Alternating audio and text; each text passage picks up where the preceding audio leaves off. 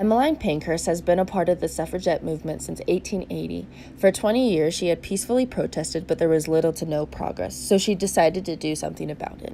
In 1903, with the help of others, Pankhurst helped found the Women's Social Political Union that fought for the voting rights of women.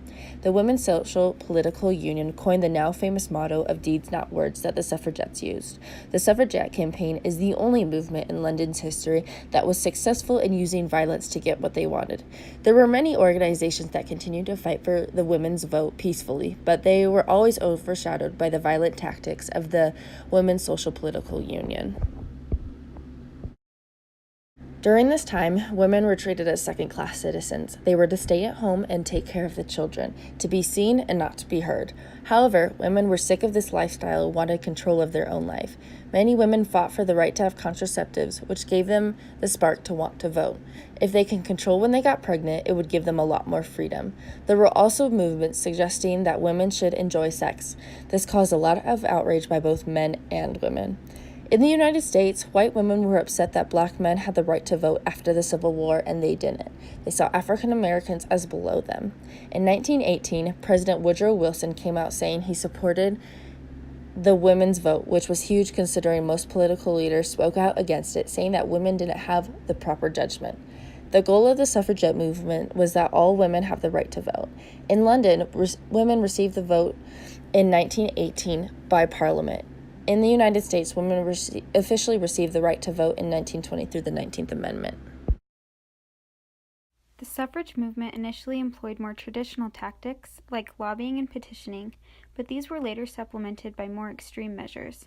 Violence and militancy were defining features of the suffrage movement, primarily in London, with window breaking, heckling politicians, setting fires, and planting explosives used as key strategies. While the U.S. suffrage movement is less well known for violence, it still employed some extreme tactics. For example, Alice Paul organized protests and picketing in front of the White House that were intended to catch the attention of the president and Democratic senators in Washington. Some protests involved women chaining themselves to the White House fence. Suffragettes continued these protests despite frequent arrests and incarcerations. Things quickly escalated, and those that were arrested protested treatment with hunger strikes and were subsequently force-fed. Women have been at the forefront of the suffrage movement since the very start. For one thing, women played an essential role in the events leading up to the suffrage movement.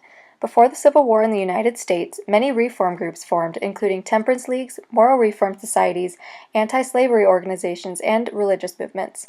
Women played an important role in each of these groups as they began to become activists for social change.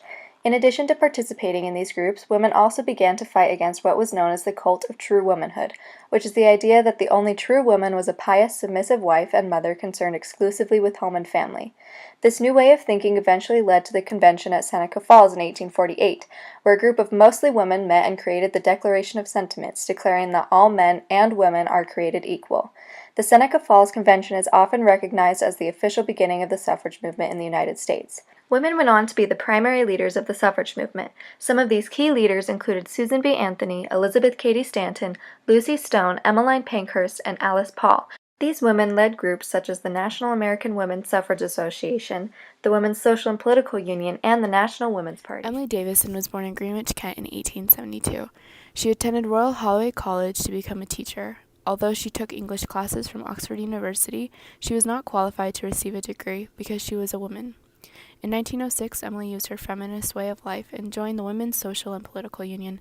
As time went on, Emily had to leave her boards of education to turn her time all over to the women's suffrage. As many bills did not pass Parliament, the women consequently began violent actions. Emily took part in obstruction, stone throwing, and beginning hunger strikes. In total, she was arrested 7 times. Emily Davison is most famous for her martyrdom at the Epsom Derby, being trampled by the king's horse going full speed. June 1913 was the last day for her attempt to bring change. The women within the suffrage found it necessary for a public death to occur, for people to understand the seriousness of what was happening to the women and the suffrage. Many marched at her funeral, and many women today look at Emily Davison as an example and a representation of the importance of freedom for all women and uniting women all over the world. The movement allowed for women to get the vote, of course, but it also helped them to advance in society through more educational opportunities and participation in male-dominated professions. Men were also influenced by the movement as they began to pay attention to the opinions and ideas of women. Though many were initially reluctant to do this, over time they became more accepting of women's contributions. Despite the fact that women received the right to vote in 1920, there is still work to do. Women have outnumbered men in the voting polls since 1980, but there is still very little representation for women in political offices. Currently in the United States, only 20.2% of seats in Congress, 23.7% of statewide executive positions, and 25.5% of state legislators are women. There are also only 23 women mayors countrywide, and just 3 of the 9 Supreme Court justices are women.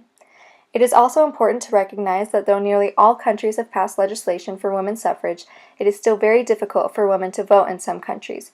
Currently, Vatican City is the only place that still prevents women from voting. However, countries such as Saudi Arabia and Afghanistan have customs that continue to make voting very difficult for women. In both of these countries, women are required to ask permission to leave the house, and if they are able to go to the polls and vote, they are protested and subject to violence from those who continue to oppose their right to do so. Other countries where it is still very difficult for women to vote include Pakistan, Uganda, Kenya, Oman, Qatar, Egypt, Nigeria, Papua New Guinea, and Zanzibar. The suffrage movement fought to achieve a number of goals. The first and most overreaching of these was to grant voting rights to all women by convincing the American government to add a congressional amendment to the Constitution, guaranteeing women this right. Furthermore, they fought to increase the percentage of female representation in government offices, thereby allowing women's voices to penetrate government proceedings even further. The ultimate goal of the suffrage movement can be summed up by the Declaration of Sentiments proposed at the Seneca Falls Convention by Elizabeth Cady Stanton. It states, "We hold these truths to be self-evident, that all men and women are created equal." This statement made the revolutionary proposition that all men and women be recognized as equals and are treated as such by the United States government. 51 years after the infamous meeting at Seneca Falls, women were finally granted the right to vote in all 50 states. 51 years of diligence and sacrifice finally paid off by allowing women to take a giant step towards women's equality. Women today have the responsibility to honor the sacrifices made by these women by continuing to exercise their voting rights. Elizabeth Cady Stanton's words should be taken as seriously today as when she spoke them in 1848, when she said, "The right to vote is ours. Have it